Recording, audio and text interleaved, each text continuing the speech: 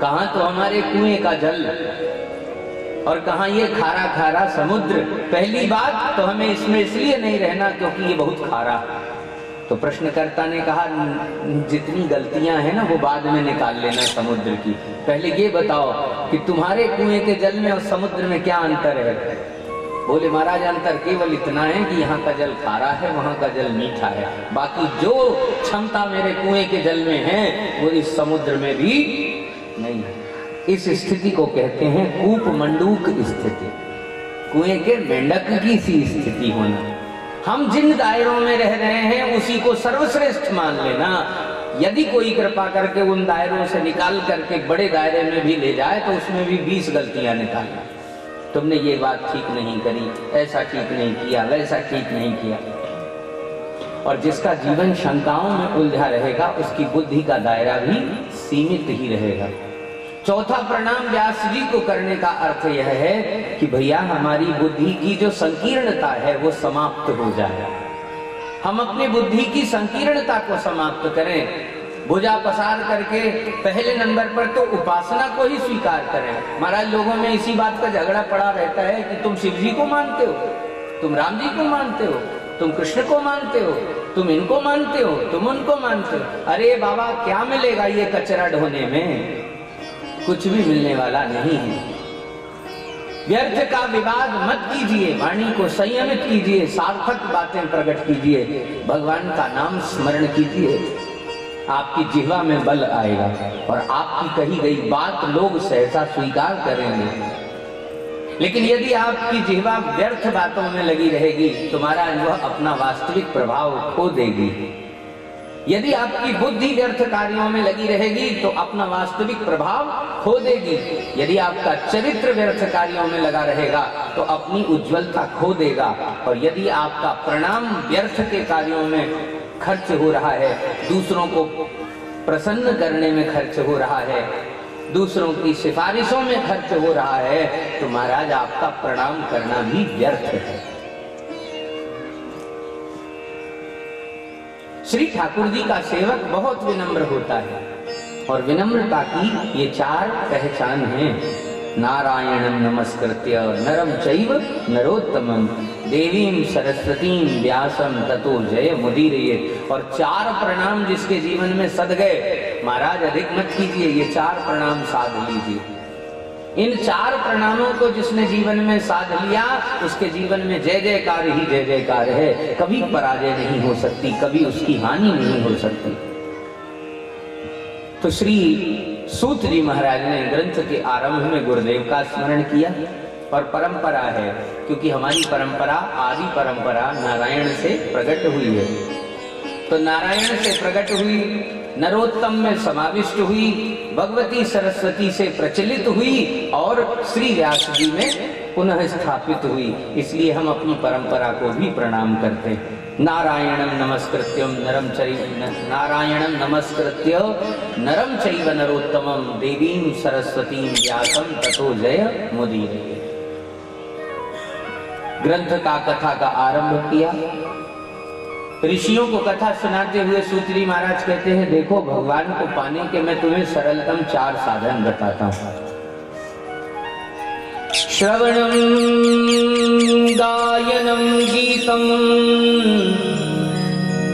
ध्यानं आराधनं तथा चतुर्भिर्लभते नित्या भक्तिं प्राप्यति मानवः। पहला साधन है श्रवण, यानी भगवान की कथा को सुनना। दूसरा साधन है भगवान के गीतों का गायन करना। तीसरा साधन है उनका मंगल में ध्यान करना। और चौथा साधन है उनकी उपासना में, उनकी आराधना में अनुरक्त हो जाना। बहुत अधिक नहीं, लेकिन अगर कोई 4 साधन ही ईमानदारी से कर ले तो उसे इसी जन्म में भगवत प्राप्ति हो सकती है। परंतु हमारा लक्ष्य भगवान की प्राप्ति कहाँ है? हमारा लक्ष्य तो महाराज दूसरों से बड़ा बनना है। हमारे जीवन का लक्ष्य धनवान बनना है, हमारे जीवन का लक्ष्य पुत्र पौत्रवान बनना है। खटिया पे पड़े पड़े एड़ियां रगड़ते रगड़ते मरना ही हमारा लक्ष्य है। भगवान को पाना हमारा लक्ष्य नहीं है। जिन्हें भगवान की प्राप्ति करनी है महाराज, वे इन 4 साधनों को स्वीकार करते हैं और 4 साधनों के माध्यम से ही श्री भगवान की मंगलमयी प्राप्ति कर लेते हैं। पहला साधन है श्रवण। श्रवण का मतलब है सावधानी पूर्वक हम श्री भगवान का कथा चरित्र सुने। क्या होगा? सतां प्रसंगान मम वीर्य संविदो भवन्ति हृतकर्ण रसायना कथा तज्जोषणा दास्वपवर्गवर्त्मनि श्रद्धारतिर्भक्तिरनुक्रमिष्यति। कथा यदि सुनेंगे तो कथा कानों से सीधे हमारे हृदय में पहुंच जाएगी और हृदय में पहुंचते ही हृदय के जितने भी विकार हैं उन विकारों का नाश कर देगी। ध्यान रहे कि ये हृदय हमारा अपना नहीं है जिसमें हमने बहुत से लोगों को, अनापेक्षित लोगों को बिठा रखा है। ये हृदय हमारा नहीं है, ये हृदय है श्री भगवान का। मम हृदय भवन प्रभु तोरा, मेरा हृदय आपका भवन है। परंतु दिक्कत की बात यह है कि हम तो ठहरे किराएदार और किराएदार को परेशान करने के लिए 10, 20, 50 चोर अंदर घुस गए हैं। कहाँ आई बसे बहु चोरा, अति करही उपद्रव ना था। तो किराएदार अपनी अर्जी लगा रहा है मालिक के चरणों में कि अति करही उपद्रव ना था, मरदही मुहि जानी अनाथा। ये अनाथ जान करके हमें मार रहे हैं ये जो चोर लुटेरे घुसे हैं। तो भगवान ने कहा महाराज रहते तो तुम हो, किराया तुम देते हो, मकान मालिक हम हैं, लेकिन हम अपने घर में सुख से रहें और तुम इस घर में सुख से रहो। अपनी क्षमता दिखाओ और चोरों को भगाओ। तो किराएदार हाथ जोड़ करके कहते हैं नहीं महाराज क्षमा करें, मुझे इस बात की चिंता नहीं है कि ये चोर मेरी पिटाई लगाते हैं, मुझे मारते हैं, मुझे परेशान करते हैं। मेरी चिंता का कारण तो कुछ और है। मेरी चिंता का कारण ये है कि इतने मजबूत व्यक्ति के घर में मैं किराए से रहता हूँ, अगर 2-4 चोर उसके घर में आकर के कब्जा कर लेंगे तो कल परेशानी मुझे नहीं होगी। मैं तो यूं किराया लेकर के सामान लेकर फुर्र हो जाऊंगा, लेकिन भवन आपका, घर आपका, चोर भी आपके घर में है, इस पे कलंक किसे लगेगा? आपको। तो कह तुलसीदास सुन रामा, लूटहि तस्कर तब धामा, चिंता यह मोहि अपारा, अपयश नहीं होए तुम्हारा, मम हृदय भवन प्रभु तोरा, तह आई बसे बहु चोरा। तो कथा कार्य करती है कि ये जो चोर लुटेरे डाकू हमारे अंदर घुस गए हैं, इन डाकुओं को ये ऐसा ऐसा ऐसा मार लगाती है कि तज्जोषणादा स्वप वर्ग वर्तमनी। महाराज ये अपने सिर पर पैर रख करके हृदय से भागते हैं जब कथा का अमृत कानों से हृदय में पहुंचता है। तो फिर गड़बड़ी कहाँ होती है? गड़बड़ी होती है वहां पे जहां पर हम अपने घर की सफाई नहीं रखते। घर गंदा कब होता है? जब कचरा आता है। अच्छा कल्पना करिए कि आपने बहुत करोड़ों रुपए खर्च करके कोई ऐसा बढ़िया सा घर बनाया, ड्राइंग रूम भी अरबों का है और खूब महंगी महंगी चीजें उस कमरे में ड्राइंग रूम में सजा रखी हैं, और आपका पड़ोसी आए और बगल से एक बाल्टी कचरा भी साथ में लेके आए और उसी ड्राइंग रूम में वो पलट दे, तो आप क्या करेंगे? जय सिया राम, जय सिया राम करेंगे। आइए विराजी हम आपको ठंडा जल पिलाते हैं, ये भी नहीं होगा। फिर क्या होगा? महाराज जिस बाल्टी को हाथ में लेके आए वही बाल्टी छुड़ा करके उनके सिर पर दे धड़ाऊंगा। लड़ाई वहीं से शुरू। क्यों करेंगे? क्योंकि आपने परिश्रम किया, इतनी सजावट की, इतनी सफाई की और ड्राइंग रूम बनाया, इसलिए। फिर जब आप कथा सुन करके अपने अपने घरों में जाते हैं तो महाराज पड़ोसी आता है अपने मुंह में कचरा भर के, और आपके कान में वो पूरा का पूरा कचरा उलट देता है, तब आप उसको मना क्यों नहीं करते, उसका विरोध क्यों नहीं करते, उससे लड़ाई क्यों नहीं करते, बल्कि और बगल में बिठा के पूछते हैं कल का समाचार अधूरा रह गया था, वो कल लड़ाई छूट गई थी, उसने उसका सिर फोड़ा, फिर आगे का समाचार सुनो। यानी कल का कचरे की बाल्टी आधी उलट के गए थे, आधी बची हुई थी, वो कहाँ छुपा के रखी है, लाओ लाओ लाओ, डालो, तुरंत हमारे कान में डालो। बिना कचरे के हमको आनंद नहीं आता।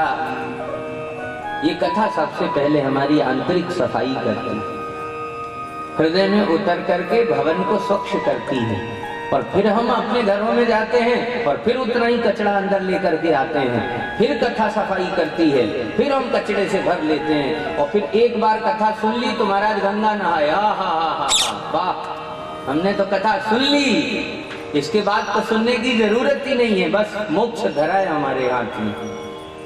ऐसे में कुछ भी मिलने वाला नहीं है। एक चूहा था, संत भगवान के पास जाता, संत भगवान से कहा महाराज बिल्ली से बड़ा खतरा है, आप मुझे बिल्ली बना दो। तथास्तु, बिल्ली बन गया। बिल्ली बन करके बाहर गया तो कुत्ते ने डराया, फिर रो करके आया, संत से बोला कुत्ता बना दो। तथास्तु, कुत्ता बन गया। बाहर निकला तो भेड़ियों ने परेशान किया, संत भगवान ने भेड़िया बना दिया। भेड़िया बन के जंगल में गया तो सिंह ने परेशान किया, संत ने सिंह बना दिया। अब सिंह बन करके ऐंठ आ गई, अब हम कुछ हैं, तो क्यों ना आज किसी मनुष्य का ही भक्षण किया जाए। किसका करें? बोले जिसने बनाया है उसे ही, उसका ही पहले भोग लगाए। पहुंच गया संत के सामने महाराज, और जैसे ही प्रहार करना चाहा, संत ने कहा पुनर्मूषको भव, फिर से मूषक बन जाओ। यही स्थिति हमारी है कुछ भी नहीं, चूहे के चूहे ही है, पर अपने आप को समय आने पर प्रमोटेबल स्थिति में प्राप्त करते हैं कि हम हमारा उच्चतम विकास हो रहा है। ऐसा कुछ भी नहीं है। कथा सुनते अवश्य हैं, परंतु कथा की मानते नहीं, इसलिए फिर आपका हृदय वैसे ही कचरे से भर जाता है। यदि हृदय में वाकई में पवित्रता आ जाए तो एक कथा जीवन के लिए पर्याप्त है, और उसी एक कथा से ही व्यक्ति का मोक्ष भी पर्याप्त है। फिर 10 कथाएं सुनने की आवश्यकता नहीं, क्योंकि संदेह एक बार में ही मिटता है, और यदि संदेह एक बार में भी नहीं मिट सका तो महाराज फिर वो संदेह बार बार मिटाने पर भी मिटने वाला नहीं, फिर व्यक्ति को मिटना पड़ता है, संदेह नहीं मिटता। इसकी भी कथा सुनाऊंगा मैं कल के कथा प्रसंग में। जब माता सती वन में जाती हैं और राम जी को देखती हैं, बोले बाबा समझाते हैं ये साक्षात परमात्मा है। नहीं मुझे विश्वास नहीं, भरोसा नहीं, मैं तो चली परीक्षा लेने। तो बोले बाबा बैठ गए, जाओ परीक्षा ले आओ। परीक्षा ली, राम जी ने प्रणाम कर लिया, माता मानकर स्वीकार कर लिया, लेकिन भोले बाबा ने जब पूछा कि कहो परीक्षा ली, तो बोला बिल्कुल परीक्षा नहीं ली, आपकी तरह बस प्रणाम किया और चली आई। तुरंत भोलेनाथ ने त्याग किया और त्याग करके समाधि में डूब गए। महाराज शंका जीवन में आई तो केवल जीवन में सुनने को सुधार लें तो हमारा कल्याण हो जाए। हम माता पिता की सुनने लगे तो आपके बच्चे आपका अनुसरण करेंगे। आप प्रणाम करेंगे अपने पिताजी को तो बालक भी आपको प्रणाम करेगा, और आप अपने पिताजी से कमर पर हाथ धर करके बात करेंगे तो आपका बेटा भी आपके सिर पर चढ़ करके बात करेगा। क्यों? क्योंकि ये ऐसा विचित्र संसार रूपी खेत है जहां कर्मों की फसल 2 गुनी काटी जाती है। आप जैसा व्यवहार करेंगे आपको 2 गुना व्यवहार वैसा ही मिलेगा। आप विनम्र होंगे तो विनम्रता ही मिलेगी, आप भक्त होंगे तो भक्ति ही मिलेगी, आप प्रेमी होंगे तो प्रेम ही मिलेगा। और महाराज यदि आपने अपने इस जीवन में किसी का असम्मान किया तो पग पग पर आपको असम्मान ही मिलेगा, अपमान ही मिलेगा, आंतरिक कलह ही मिलेगा। भगवान शिव से किसी ने पूछा कि भगवान ये विपत्ति का, दैन्य का, दुख का कारण क्या है? तो भगवान शिव ने स्पष्ट कहा कि अतिदीन मलिन दुखी नित ही जिनके पद पंकज प्रीति नहीं, जिनके श्री चरणों में प्रेम नहीं होता ना, जो भगवान से जुड़े हुए नहीं होते, वे ही दीन होते हैं, वही दुखी होते हैं और वही मलिनता को प्राप्त होते हैं। इसलिए प्रथम भक्ति है भगवान की मंगलकारिणी कथा को सुनना। अगर हम सुन लेंगे तो हमारे हृदय की सफाई होगी। तज्जो क्षणादास्वपवर्गवर्त्मनि श्रद्धा रतिर भक्तिरनुक्रमिष्यति। हमारे जीवन में पहले श्रद्धा आएगी। श्रद्धा का मतलब निष्ठा का जागना, पक्का हो जाना, मजबूत हो जाना। रति का मतलब है प्रेम। जीवन में उस प्रेम की प्राप्ति करना जिसके हम वास्तविक अधिकारी हैं। ये तो संसार में महाराज जितना प्रेम बिखरा हुआ है ये सब झूठा है। नंबर 1 का झूठा प्रेम है ये। लोग कहते हैं तुम्हारे बिना मर जाएंगे, और जो कहता है यदि मर गया तो दूसरे दिन से ही महाराज जीना शुरू। बोलो पहले भोजन कर लो क्योंकि उठने वाली है।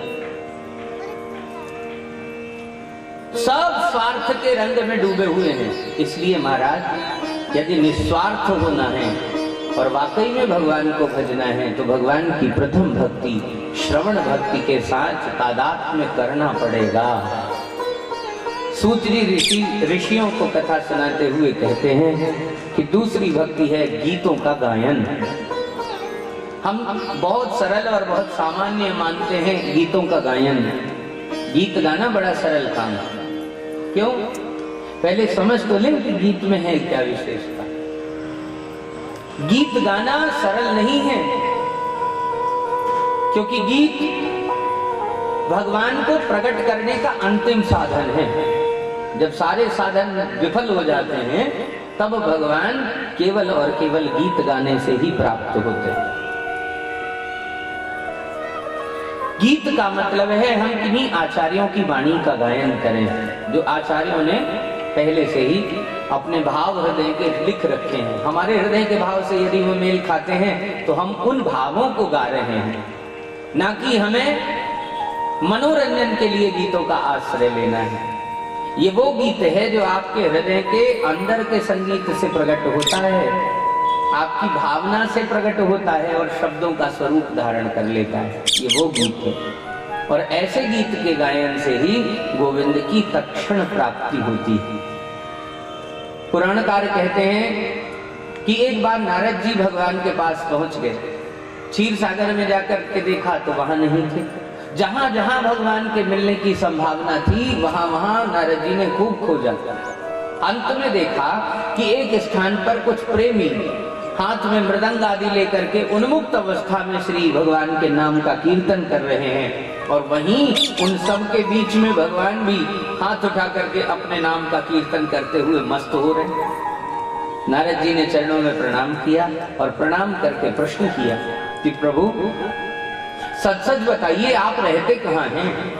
तो भगवान उत्तर देते हुए नारद जी को कहते हैं, नारद जी नाहम वसामि वैकुंठे, ना मैं वैकुंठ में वास करता, योगिनाम हृदये न च, ना मैं योगियों के हृदय में वास करता, बल्कि मद भक्ताः यत्र गायन्ति तत्र तिष्ठामि नारद।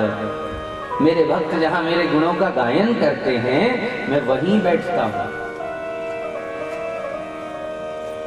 इसमें एक सूत्र ध्यान रहे कि भगवान अपने गुणों को कभी नहीं सुनते। इस चीज को आप नोट कर लीजिए।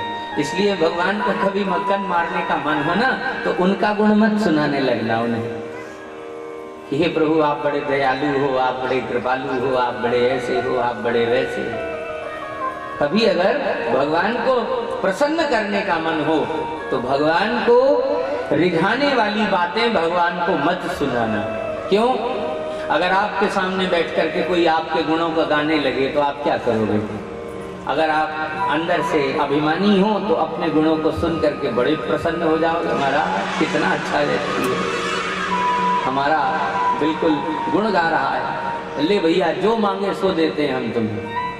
ये पहचान अभिमानियों की है कि गुण गाने पर वो आपको आपकी वस्तु प्रदान करेंगे, लेकिन वास्तविक गुण ग्राहक श्री भगवान अपने गुण सुन करके अपने भक्तों को ठेला भर भी कुछ भी नहीं देते। कुछ भी नहीं देते।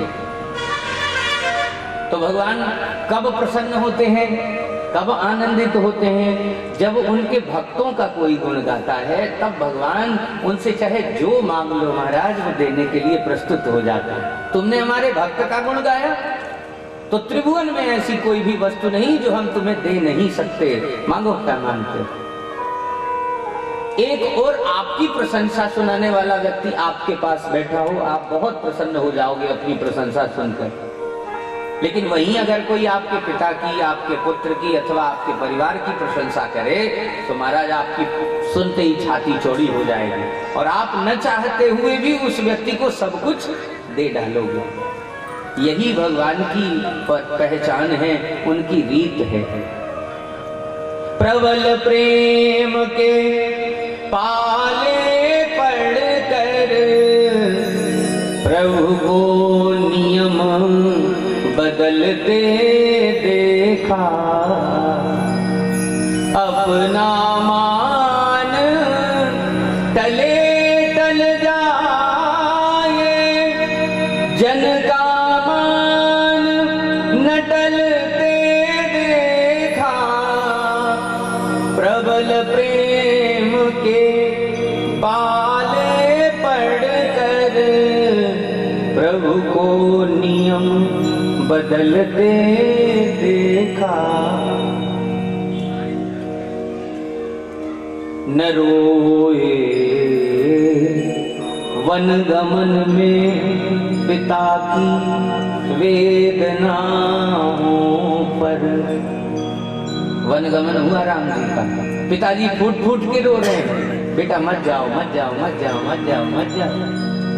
न रोए वन गमन में पिता की वेदनाओं पर। और वही राम जी जो अयोध्या से निकलने में बिल्कुल सजग थे, सावधान थे, जैसे ही पहुंचे महाराज, गीधराज जटायु से भेंट हुई तो गीधराज जटायु को ही अपना पिता मान करके प्रणाम किया। और प्रणाम करके महाराज जिस समय जटायु जी का अंत हो गया, रावण ने पंख काट दिए, उन्हीं जटायु को गोद में रख करके वही रघुनाथ जी आंसू बहाते हैं।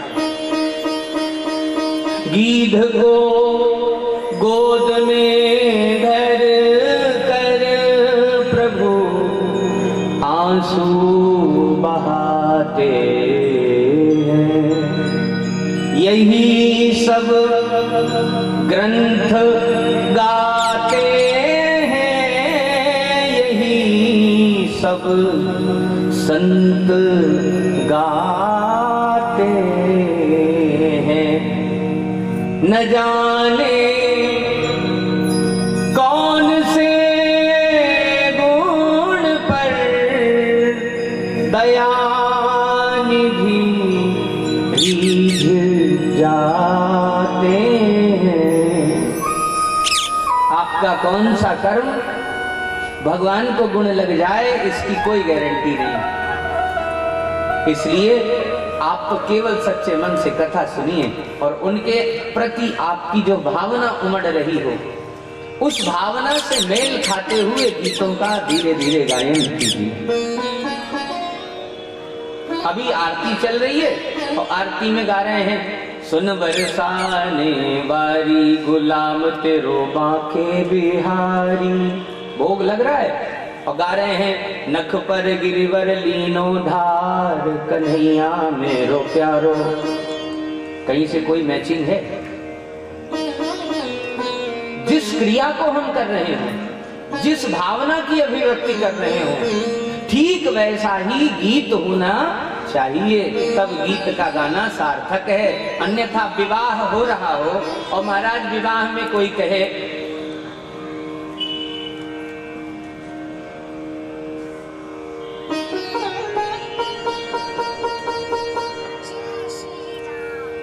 बड़े आराम से हारमोनियम लेके बैठे, पूरा साज सज्जा हो जाए। आजकल चलता है ना विवाह में ऑर्केस्ट्रा भी बजता है, उधर जयमाला पड़ रही है और इधर गाने वाला महाराज अंतिम विदाई का गीत गाए।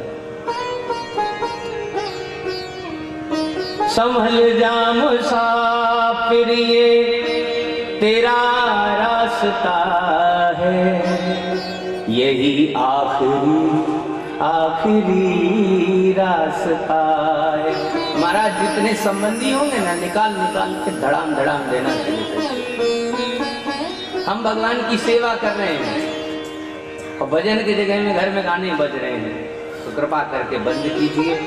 पहले अपने घर को शुद्ध कीजिए, अपनी वृत्ति को ठीक कीजिए। सनातन धर्म के अनुयायी बनना है तो सनातन पद्धति को एक एक करके सीखिए। भोजन के समय में शयन का गीत मत गाइए, शयन के समय में भोजन का गीत मत गाइए। जैसी सेवा ठाकुर जी की वैसे गीतों का गायन। हमारे आचार्यों ने अष्टयाम की परंपरा के गीत बनाए हैं। ठाकुर जी को जगाने के अलग गीत हैं, नहलाने के अलग गीत हैं, श्रृंगार धारण कराने के अलग गीत हैं, भोग लगाने के अलग गीत हैं, महाराज राजसभा के अलग गीत हैं। और फिर यदि कोई उत्सव है तो विवाह, झूलन, होली, रामनवमी, जानकी नवमी, इन सब के अलग अलग गीत हैं। अब उत्सव रामनवमी का हो, गाए कोई झूला। उत्सव होली का हो, कहे पलना में ललना झूला में, यशोदा मैया पलना में ललना। गीत का गायन सार्थक होना चाहिए, तो गीतों का गायन भी भगवान की प्राप्ति कराने वाला है। इसलिए दूसरी भक्ति गीतों का गायन। अब तीसरे नंबर पर ध्यान। ध्यान के आधार पर आचार्य कहते हैं कि भैया ध्यान वह क्रिया है जहां प्रेम करने वाला साधक अपने परमात्मा के एक एक अंग का स्मरण अपने नेत्र बंद करके करता है। माँ को अपने पुत्र के अंगों पर विचार करने की आवश्यकता नहीं होती। माँ नेत्र बंद करते ही अपने पुत्र के अंग प्रति अंग का स्नेह में पोषण कर देती है। और जो जिससे प्रेम करता है, यदि प्रेम है तो उसकी कही गई बातों का स्मरण, क्रियाकलाप का स्मरण, रहनी का स्मरण, करनी का स्मरण होता रहता है। और इसी पद्धति को ध्यान कहते हैं। हम नेत्र बंद करके 5 मिनट विचार करें। बिल्कुल प्रैक्टिकल है, आप लोग अपने अपने घरों में जाके कीजिए। अपना पता लगाइए कि हमारी जो आंतरिक भावनाएं हैं वो कहां तक जुड़ी हुई हैं। नेत्र बंद करके भगवान का स्मरण कीजिए। क्या भगवान का कोई विग्रह आपके मन में आता है? यदि नहीं आता तो जिससे आप सबसे ज्यादा प्रेम करते हैं ना, उसके चित्त का, उसके रूप का, उसकी आकृति का ध्यान आपको आने लगेगा। इससे ये पता लग जाएगा कि आपके ममता की डोर कहां बंधी हुई है। नेत्र बंद करते ही सारी पोल खुल जाती है। जैसे अकेला कमरा प्राप्त करते ही व्यक्ति की सारी पोल खुल जाती है, जब व्यक्ति अकेले रहता है। संत कहते हैं एकांत में रहो तो तुम्हारे मन की शुद्धि होगी, तन की शुद्धि होगी, भावना की शुद्धि होगी, व्यवहार की शुद्धि होगी। और जब ये सारी शुद्धियां होंगी तो तुम्हारा ध्यान भी बहुत पक्का होगा, अपने लक्ष्य से भटकोगे नहीं। इसलिए आचार्यों ने तीसरी भक्ति के रूप में ध्यान बताया। चौथी भक्ति है आराधना। और आराधना का मतलब है ऐसा प्रेम जिसमें हम भगवान की सेवा करने के लिए उत्सुक हो जाएं। हम उनके चरणों को दबाने के लिए हमारे मन में भावना हो, नए नए श्रृंगार सजा करके उनके श्रीअंग में पहनाने की इच्छा हो। ये नहीं कि भगवान अकेले कमरे में पड़े हुए हैं और महाराज हम खूब सज धज करके पहुंच गए। हमारे ठाकुर जी की एक विशेषता है कि तुम जितना सोना पहनोगे हम भी उतना ही पहनेंगे, उससे बिल्कुल कम नहीं पहनेंगे। तुम जितना श्रृंगार धारण करोगे उससे 1.5 श्रृंगार हम धारण करेंगे, तब तो हमारी तुम्हारी पटरी पड़ेगी। अन्यथा तुम भले हम भले, हम चले किसी और के घर में भोग लगाने के लिए। इसलिए आराधना वह तत्व है, उपासना वह तत्व है। उपासना का मतलब होता है संस्कृत में उप समीपे असनम, आओ पास में बैठ जाओ। और जब हम भगवान के निकट बैठना चाहते हैं, उनकी सेवा में लगना चाहते हैं, तभी तो हम पास में जाएंगे। अन्यथा एक ड्यूटी मान करके हम भगवान की पूजा करते हैं, 4 अगरबत्ती जैसे तैसे दिखाते हैं, गीले कपड़े से फटाफट पोंछते हैं अथवा नहलाते हैं, बेमतलब के से आड़े टेढ़े कपड़े पहना देते हैं। छुट्टी, आज का शेड्यूल पूरा, हमने भगवान की पूजा कर ली। क्रम क्या होना चाहिए? आप अपने बालकों के साथ तो ऐसा व्यवहार नहीं करते, अपने पति के साथ ऐसा व्यवहार नहीं करते, पति पत्नी के साथ ऐसा व्यवहार नहीं करता, घर वालों के साथ आप व्यवहार नहीं करते, यहाँ तक कि आपके उस 4 ईंटों वाले मकान में भी कोई अतिथि आता है तो आप उसके साथ भी ऐसा दुर्व्यवहार नहीं करते जितना दुर्व्यवहार आप अपने घर में रखे भगवान के साथ करते हैं। कभी जब अवसर मिले तो अपने ठाकुर जी के पास बैठ जाइए, उनसे भी बातें करने की कोशिश कीजिए कि आप कैसे हैं, जवाब मिलेगा। हम क्या करना चाहते हैं जीवन में, क्यों हम असफल हो रहे हैं बताइए, तो कृपा करके मार्ग देंगे, सही दिशा दिखाएंगे और हमारी हर विपत्ति से रक्षा करेंगे। इसलिए जब हम उनकी कथा को सुनेंगे तो हमारे अंदर प्रेम जागेगा। जब प्रेम होगा तब गीतों का गायन होगा। प्रेम और गीतों के गायन के साथ में जब हम उनका ध्यान करेंगे तो हमारा अंतःकरण शुद्ध होगा, और जब हमारे हृदय में प्रेम होगा, अंतःकरण शुद्ध होगा और हम सेवा करेंगे तो सेवा के प्रसाद से महाराज हमें क्या नहीं मिल सकता। साक्षात वैकुंठ नाथ भी सेवा के वशीभूत होकर के प्रत्यक्ष हो जाते हैं, सामने खड़े हो जाते हैं और भक्त की भावना को पूरा करते हैं। इसलिए सूत जी महाराज सौनक आदि ऋषिगणों को कहते हैं कि भैया ज्यादा नहीं, केवल 4 भक्ति को ही अगर जीवन में उतार लिया जाए तो परम कल्याण की प्राप्ति होगी। और यदि साधक कलयुग का है तब तो इन 4 साधनों को बहुत प्रेम से स्वीकार करे। क्यों? क्योंकि कलयुग में अन्य साधनों से श्रेष्ठ साधन है भगवान का नाम, नाम की ही आराधना करनी है। जब साधक ऐसा करेगा तो निस्संदेह उसे भगवत प्राप्ति अवश्य होगी। लोग कहते हैं कि महाराज हमें श्रेष्ठ कर्म अपने जीवन में इसलिए करने हैं क्योंकि हमें उससे स्वर्ग की प्राप्ति हो। सामान्य व्यक्ति बुद्धि के स्तर पर वह यह कहता है कि हमें स्वर्ग की प्राप्ति हो इसलिए हम सत्कर्म करते हैं, लेकिन स्वर्ग किसी होटल से कम नहीं है। होटल में जब तक आपके पास माल है तब तक आपकी आवभगत है, जब तक आप पेमेंट कर रहे हैं तब तक मालिक आपको नमस्कार कर रहा है। लेकिन अगर आपके पास रुकने और रहने का धन समाप्त हो चुका है, उसी समय महाराज 2 बड़े बड़े हट्टे कट्टे भेज करके और वो कहेगा कि महाराज अब कमरा खाली करो, निकलो यहाँ से। स्वर्ग भी ऐसा ही है। पुण्य आपके जब तक हैं तब तक आप स्वर्ग में स्थित हैं, और जैसे ही आपके पुण्य समाप्त हुए महाराज देवता भी वहां से धक्का मार करके आपको यही पृथ्वी लोक में भेज देते, जाओ जाओ जाओ, हमारे पास अब जगह नहीं।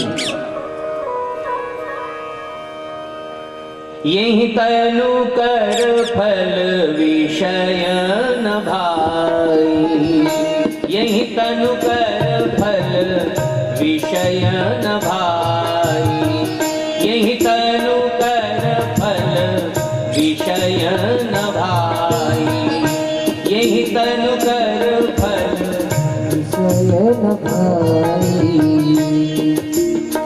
स्वर्गं स्वल्प अंत दुखदाई, स्वर्गं स्वल्प अंत दुखदाई, स्वर्गं स्वल्प अंत दुखदाई, स्वर्गं स्वल्प अंत दुखदाई, अंत दुखदाई, अंत दुखदाई, अंत दुखदाई। इस शरीर को आपने प्राप्त किया है तो यह मनुष्य शरीर विषयों का भोग भोगने के लिए प्राप्त नहीं किया है। ये मनुष्य शरीर मिला है भगवान से भेंट करने के लिए, ये मनुष्य शरीर मिला है भगवत प्राप्ति करने के लिए। भगवान से अतिशय प्रेम करने वाले जो उनके लाडले भक्त हैं, उन भक्तों से संग करने के लिए। इसलिए शौनक आदि ऋषिगण आप सावधान होकर के इस परम मंगलकारिणी कथा को सुनिए। जगृहे पौरुषं रूपं भगवान् महदादिभिः सम्भूतं षोडशकलम् आदौ लोकशिश्रक्षया। सृष्टि के आदि में भगवान ने लोकों के निर्माण की इच्छा की और इच्छा होते ही महत्त्व आदि सब प्रकट होने लगे। कुल 16 कलाएं प्रकट हुई और यही 16 कलाओं से सृष्टि का अग्रिम विस्तार हुआ।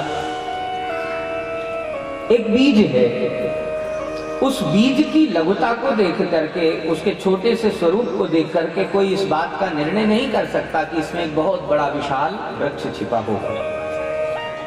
लोगों को भान है कि यदि बीज है तो इसमें वृक्ष की भी संभावना है, परंतु वृक्ष बनने से पूर्व उसे कई प्रकार की बाधाओं को झेलना पड़ेगा।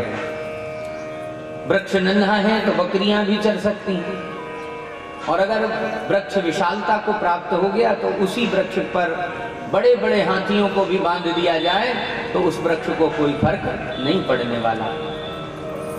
ठीक इसी प्रकार संपूर्ण संसार में बीज रूप में श्री नारायण विराजमान हैं और उन्हीं श्री नारायण से उनके अवतारों का सृजन होता है। कोई नारायण को देख करके इस बात का अनुभव नहीं कर सकता कि कभी ये वराह आकृति धारण करके भक्त की रक्षा करेंगे, अथवा नरसिंह बन करके रक्षा करेंगे, कच्छप बन करके रक्षा करेंगे, मछली बन करके रक्षा करेंगे, मोहिनी बनकर रक्षा करेंगे, या श्री राम या कृष्ण बन करके रक्षा करेंगे। परंतु एतन नानावताराणाम निधानम बीजमव्ययम्, अन्यान्य जितने भी अवतार हुए हैं उन अवतारों के मूल बीज में श्री नारायण ही विराजमान है। इन्होंने कब, कहां, कैसे, किसके लिए अवतार लिया, तो हे शौनक आदि ऋषिगणों बड़े ध्यान से सुनो। कौमार सर्ग में ब्रह्मा जी ने जब सृष्टि का आरंभ किया तो सृष्टि के आरंभ में ही 4 तत्व मूर्तिमंत हुए, बालकों के रूप में प्रकट हुए।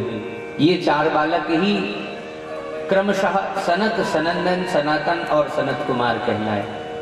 इसके बाद जब एक बार हिरण्याक्ष नामक दैत्य ने पृथ्वी को रसातल में डुबाया और सारे भक्तों ने त्राहि त्राहि की पुकार की, तब भगवान ने ब्रह्मा जी के नासा छिद्र से वराह रूप धारण किया और पृथ्वी का संवर्धन किया।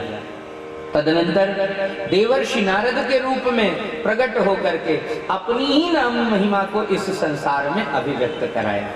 ध्यान रहे कि संसार में जितने भी तत्व प्रकट हुए हैं वे सब भगवदीय ही हैं, भगवान के ही अंश से समुद्भूत हैं।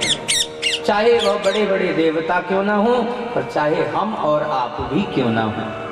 महाराज, हम भी उन्हीं परमात्मा के अंश रूप हैं, परंतु हम अपना परिचय भूल गए हैं, हम अपनी पहचान भूल गए हैं। एक राजा का बेटा था, पिताजी के साथ बहुत कम आयु में 4 वर्ष में ही अपने पिता के साथ घोड़े में बैठ करके शिकार खेलने के लिए वन में गए।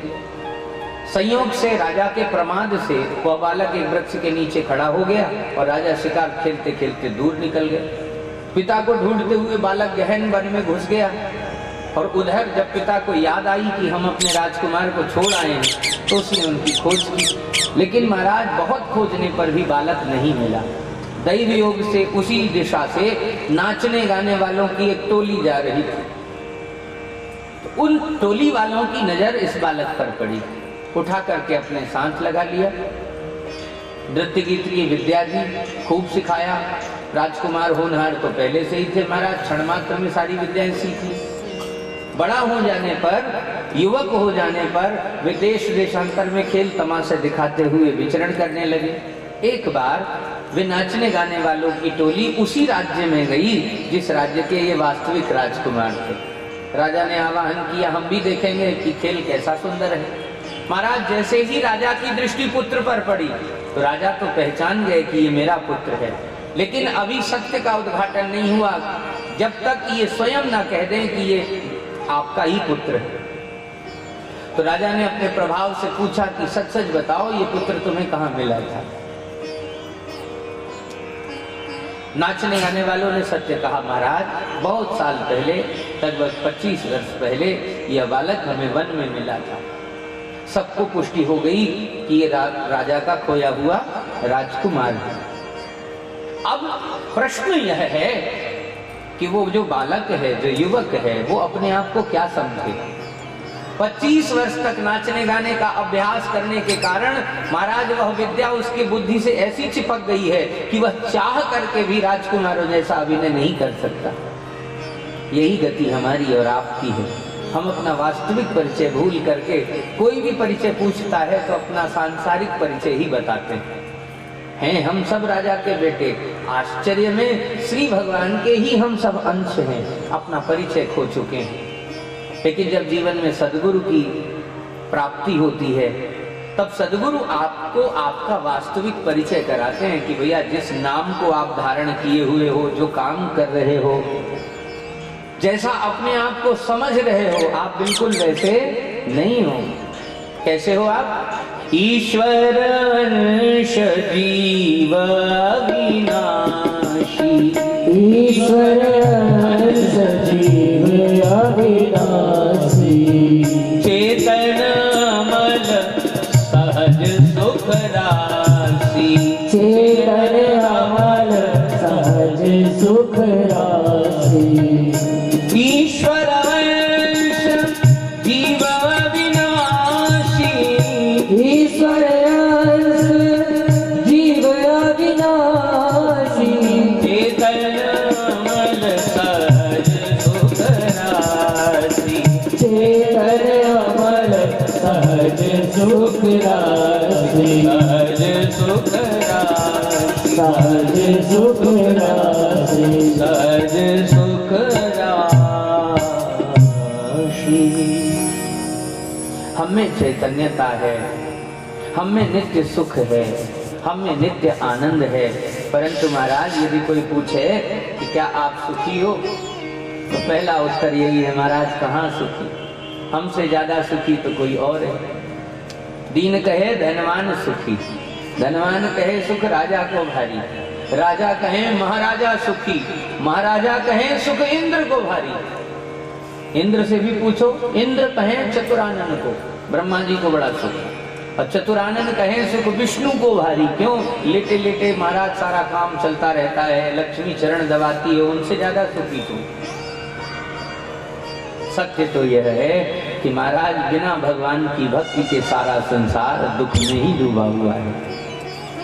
सुखी वही हैं जो अपना परिचय पा चुके हैं, सुखी वही हैं जो भगवान का परिचय पा चुके हैं। जब तक व्यक्ति को अपना परिचय नहीं होगा तो वो भगवान से क्या मिलेगा, और जब तक भगवान का वास्तविक परिचय नहीं होगा तब तक उसे आनंद की प्राप्ति नहीं होगी। हम जानते हैं कि हम परमात्मा के अंश हैं, पर हम भगवान की स्थिति को ही स्वीकार नहीं करते। वे भगवान कभी वराह बन करके पृथ्वी का संवर्धन करते हैं, तो कभी नारद जी बन करके स्वयं भगवान ही अपने गुणगणों का गायन करने के लिए अवतार धारण करते हैं। फिर वही भगवान माता देवहूति के मनोरथ को सिद्ध करने के लिए और ऋषि कर्दम के हृदय में वात्सल्य भाव को पूरा करने के लिए पहली बार अपने लैखिक इतिहास में पहली बार एक माँ की भावना से, पिता की भावना से भावित भक्त के काम की पूर्ति करने के लिए पुत्र बनकर प्रकट होते। इस अवतार में इनका नाम कपिल देव होता है। फिर दत्तात्रेय भगवान, एक बार तीनों देवताओं के मन में एक महासती के सतीत्व की परीक्षा की जिज्ञासा हुई, तो तीनों देवता पहुंच गए द्वार पर। महात्मन देवी, हम तब आपसे भिक्षा ग्रहण करेंगे जब आप माता की भांति आकर के हमें अन्न का दान करेंगे। तो माता जी ने भी शर्त रखी, हम आपको अन्नदान करेंगे, लेकिन पुत्र की भांति पालने में पड़ करके आपको भी हमारी गोद बराबर होना पड़ेगा। और तब अनसुईया जी ने तप बल के प्रभाव से 3 देवताओं का एकीकृत रूप कर दिया और उन देवता का नाम हुआ दत्तात्रेय। तो दत्तात्रेय भगवान का प्राकट्य हुआ। फिर यज्ञ रूप परमात्मा आकुति माता और रुचि प्रजापति से प्रकट हुए। तदनंतर श्री ऋषभदेव जी का जन्म हुआ। जिन्होंने बहिरंग वृत्ति का पोषण किया। फिर पृथु जी का प्राकट्य हुआ, मत्स्य अवतार हुआ, कच्छप अवतार हुआ, धन्वंतरी अवतार हुआ, मोहिनी अवतार हुआ, नरसिंह अवतार हुआ, वामन अवतार हुआ, श्री राम अवतार हुआ, परशुराम अवतार हुआ, द्वापर में श्री कृष्ण बलराम अवतार हुआ, कलयुग में बुद्ध और कल्कि अवतार निश्चित माने गए। इस प्रकार से भागवती परंपरा के अनुसार 22 अवतारों का विस्तार सहित कथा वर्णन भागवत जी में किया गया है। भगवान के अवतार 24 कहे जाते हैं, पर 2 अवतार संगोपित कर लिए गए। पहला अवतार हंस अवतार और दूसरा भगवान ने भी एक अवतार धारण किया है जिनका नाम है हयग्रीव। हयग्रीव नाम का एक दैत्य भी है जो प्रलय काल के समय ब्रह्मा जी का वेद चुरा ले जाता है, लेकिन महाराज भगवान हयग्रीव बनकर के ही उसका अंत करते हैं, इसलिए उन्हें हयग्रीव अवतार में सम्मिलित किया जाता है। और भगवान हंस बन करके परम हंसों की सुरम्य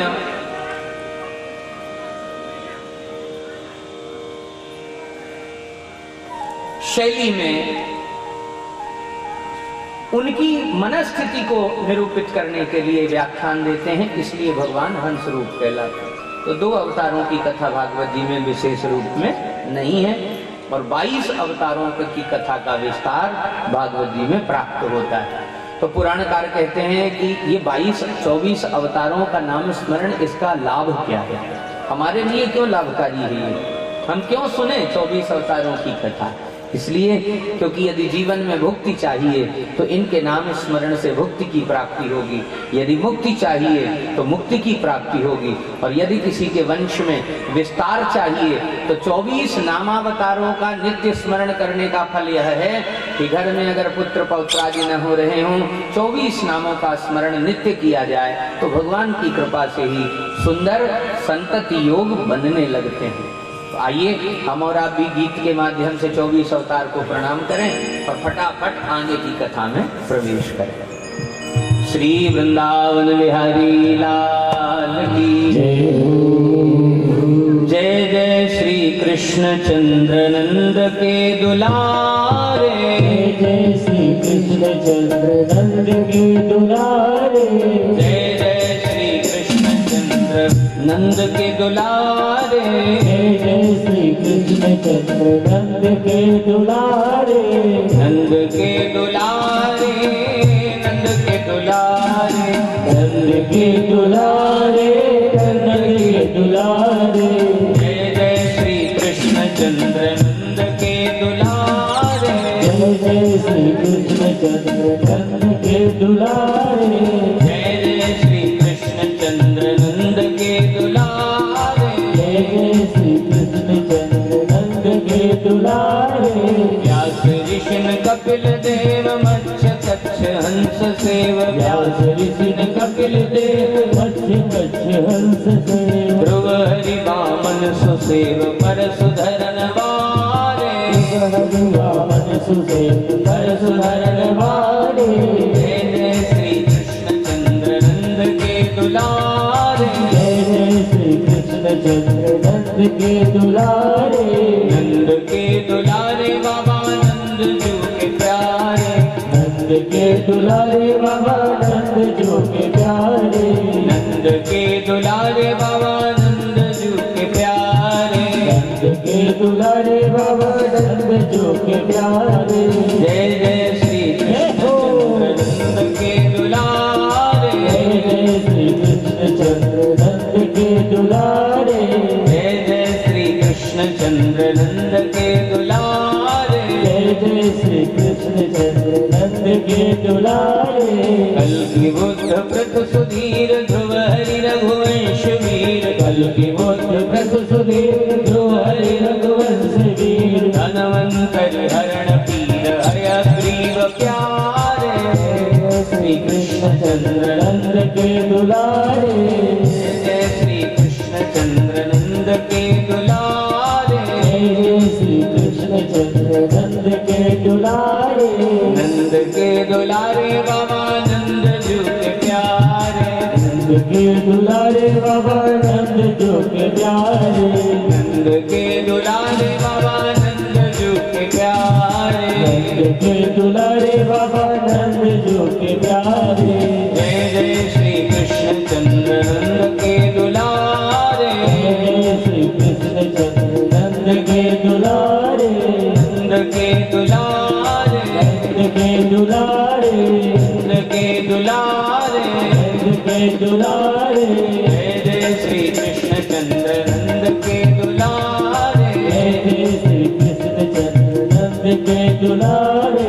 बद्रीपति दत्तात्रेय मनवंतर तारण भय, श्रीपति दत्तात्रेय मनवंतर कारण भय, यज्ञेश्वर सुकर जय सनकादिक उचारे। जय जय श्री कृष्ण चंद्र नंद के दुलारे, जय जय श्री कृष्ण चंद्र नंद के दुलारे, जय जय श्री कृष्ण चंद्र नंद के दुलारे, जय जय श्री कृष्ण चंद्र नंद के दुलारे। जय जय श्री कृष्ण चंद्र नंद के दुलारे। नंद के दुलारे बाबा नंद जो के प्यारे, नंद के दुलारे बाबा नंद जो के प्यारे, नंद के दुलारे बाबा नंद जो के प्यारे, नंद के दुलारे बाबा नंद जो के प्यारे। जय जय श्री कृष्ण नंद के दुलारे, जय जय श्री कृष्ण चंद्र नंद के दुलारे। रूप कुंवरी चतुर्विंश नाम जपत बढ़त वंश, रूप कुंवर चतुर्विंश नाम जपत बढ़त वंश, रूप कुंवरी चतुर्विंश नाम जपत बढ़त वंश, रूप कुंवर चतुर्विंश नाम जपत बढ़त वंश। मुक्ति मुक्ति लहे हंस अधमन को तारे, जय जय श्री कृष्ण चंद्र नंद के दुलारे, जय जय श्री कृष्ण चंद्र नंद के दुलारे, जय जय श्री कृष्ण चंद्र नंद के दुलारे, जय जय श्री कृष्ण चंद्र नंद के दुलारे, जय जय श्री कृष्ण चंद्र नंद के दुलारे, नंद के दुलारे, नंद के दुलारे, नंद के दुलारे, नंद के दुलारे, नंद के दुलारे, नंद के दुलारे, नंद के दुलारे, नंद के दुलारे। नंद के दुलारे। जय जय श्री कृष्ण चंद्र नंद के दुलारे। शौनक आदिकों ने बड़ी विनम्रता से प्रश्न किया, बाबा ये बातें तो ठीक हैं, लेकिन जिस भागवत की कथा को आप सुनाने जा रहे हैं, कस्मिन् युगम प्रवृत्तेयम स्थाने वा केन हेतुना कुतः सन्नोदितः कृष्णः कृतवान् संहितामनि। परम मुनि श्री वेदव्यास जी ने किस युग में, किस समय पर, किस स्थान में, किस हेतु से श्रीमद् भागवत का सृजन किया, कृपा करके सुनाइए। तो भाव में भर करके श्री सूत जी महाराज इस कथा का गायन करते हैं। द्वापरे समनुप्राप्ते तृतीय युग परेये जातः पराशराद्योगी वासत्याम कलया हरे। वर्तमान चतुर्युगी के तृतीय युग द्वापर में महर्षि पराशर और सत्यवती जी के गर्भ से द्वीप में एक काले रंग के बालक का जन्म हुआ। द्वीप में जन्म होने के कारण इन्हें द्वैपायन कहा गया और काला रंग होने के कारण इनका नाम कृष्ण रखा गया। व्यास परंपरा का भविष्य में ये निर्वहन करेंगे, इसलिए समग्र रूप में इनका नाम महर्षि कृष्ण द्वैपायन वेद व्यास हुआ। इन्होंने कलयुग के भविष्य में होने वाले अल्पमति जीवों का भविष्य दर्शन किया और बड़े चिंतित हुए, क्योंकि पहले हमारे भारतवर्ष में आर्ष परंपराएं निश्चित थी। गुरु अपने मंच पर विराजमान होकर के शिष्य को पाठ सुनाते थे और शिष्य अपनी स्मृति के आधार पर सुने हुए समग्र श्रुति को कंठ कर लेते थे, स्मरण में रखते थे। जैसा जब गुरुजी आज्ञा करें तब ज्यों का त्यों गुरुदेव के सामने सुना दिया करते। लेकिन महाराज धीरे धीरे कलयुग के आगमन से स्मृति भ्रष्ट होने लगी, बुद्धि का नाश होने लगा और दूर बैठे हुए युग पुरुष ने देखा कि कलयुग के प्राणी ऐसे होंगे कि सुबह क्या भोजन किया, शाम को पूछो तो पता नहीं होगा। तो ऐसे महाबुद्धिमान लोगों के लिए मुझे कुछ ना कुछ साधन करना चाहिए। तब उन्होंने वेदों के अतिशय गूढ़ भावों को सरल कर पुराणों के रूप में अभिव्यक्त किया, और पुराणों में वे सारे गूढ़ भाव सन्निहित किए जिससे मनुष्य मात्र का कल्याण हो सके। जीवर के नारायण के यश का गायन किया। 17 पुराण लिख लिए।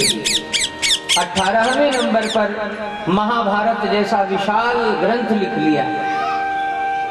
परंतु 18 ग्रंथ लिखने के बाद भी श्री व्यास जी के हृदय में शांति का प्राकट्य नहीं हुआ।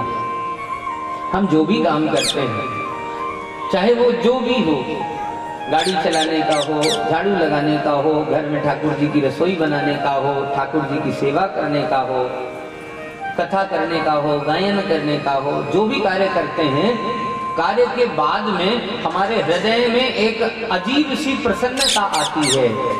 कैसी प्रसन्नता आती है? जो हमारे कार्य के ठीक होने या अपूर्ण होने का संकेत करती है। अगर हम गाए बहुत अच्छा तो मन ही मन महाराज संतुष्टि होती है, अच्छा गीत गाया। और अगर एक आध ताल टूट गई, बीच में चूक गई, तो मन में किरकिरी हो जाती, अरे राम राम, अभी भी करना चाहिए और सुधारना चाहिए। हम भोजन बनाते हैं, भोजन अच्छा बन गया, सबने प्रशंसा कर दी तो महाराज बहुत अच्छा, और कुछ कमी रह गई तो स्वयं का ही मन खिन्न हो जाता है। लोगों ने प्रशंसा तो कर दी लेकिन ये कमी बची हुई। ऐसे ही लेखक जब कुछ भी लिखते हैं तो लिखने के बाद उनका हृदय प्रसन्नता से भर जाता है, हमने कुछ सार्थक लिखा। श्री व्यास जी ने इतना कुछ लिख दिया लेकिन हृदय में अभी वो सार्थक आनंद प्रकट नहीं हो रहा है। अपने आश्रम के बाहर बैठकर चिंतन कर रहे थे कि तभी आकाश मार्ग से श्री नारद जी का मंगल में पदार्पण हुआ। नारद जी ने चिंता की मुद्रा में बैठे हुए व्यास जी को देखा तो उतरते ही प्रश्न किया कि आप इतने चिंतित क्यों हैं? आपके मुख पर प्रसन्नता क्यों नहीं है? विधिवत आसन देकर पूजा करके चरणों में बैठ करके व्यास जी ने श्री देवर्षि नारद जी से कहा कि प्रभु, आप मेरे मुखमंडल को जान करके मेरी अंतर स्थिति को पहचान गए हैं। अस्त्वैव मे सर्वमिदं त्वयोक्तम् तथापि नाम्ना परितुष्यते मे तन्मूलमव्यक्तमगाधबोधम् प्रक्षात्महे त्वात्मभवात्मभूतम् प्रक्षात्महे त्वात्मभवात्मभूतम्। आपने जितनी बातें मेरे विषय में कही है ना हे नारद जी, वह बिल्कुल सत्य हैं। मैं सांसारिक चिंताओं से ग्रसित होकर के नहीं बैठा हूं। मैंने 18 जो ग्रंथों की रचना की, उन 18 ग्रंथों की रचना के बाद मेरे हृदय में संतोष क्यों नहीं उत्पन्न हो रहा, मैं इससे चिंतित होकर बैठा हूं।